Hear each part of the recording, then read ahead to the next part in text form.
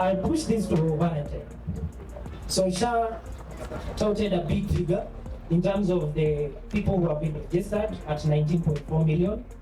But then you see the CS, and I think Director General Dr. Amoth had a presser where they said only 3.3 million are contributing to the scheme. And actually Dr. Amoth said clearly, this is leading to disruption of health services, that everyone needs to carry the burden. Only 56% of health facilities at that time had enrolled with SHA. So my question to you, Valentine.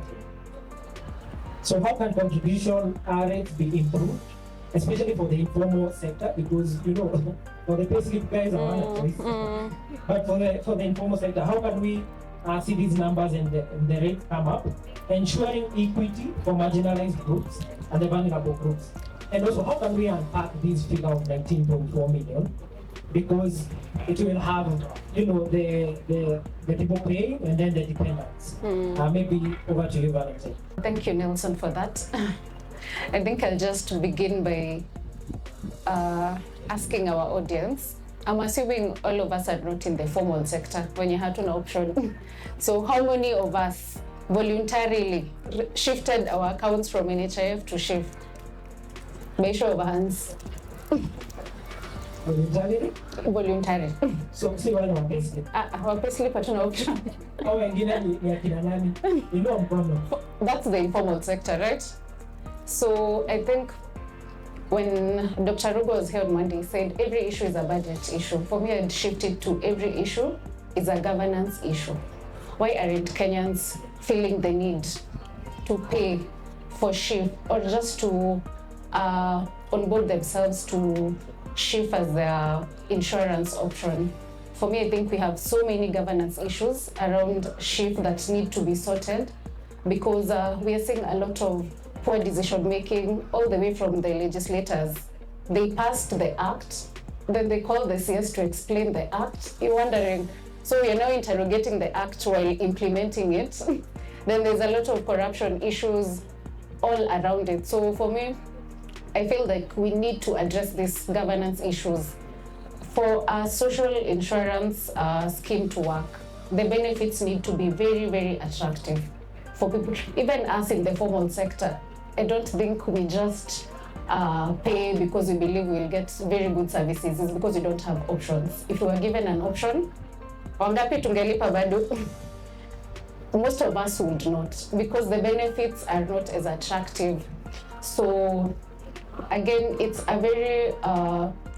a deeper issue that we want to admit, which goes beyond just implementing the act.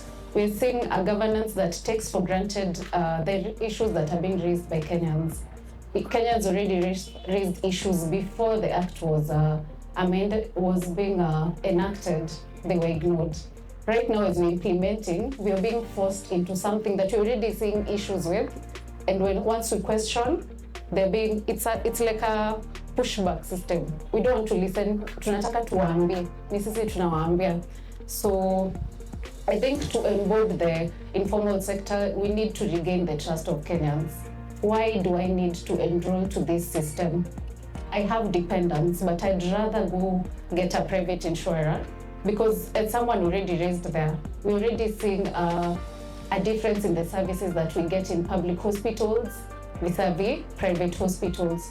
So let me just use an example. If you had two children who rely on you, one is very responsible, ukimpea pesa ata invest and you even get back from that. Na kuna the other child who you give money, anaenda anafungwa jela, you go bail him out with your own. You'd rather keep that money.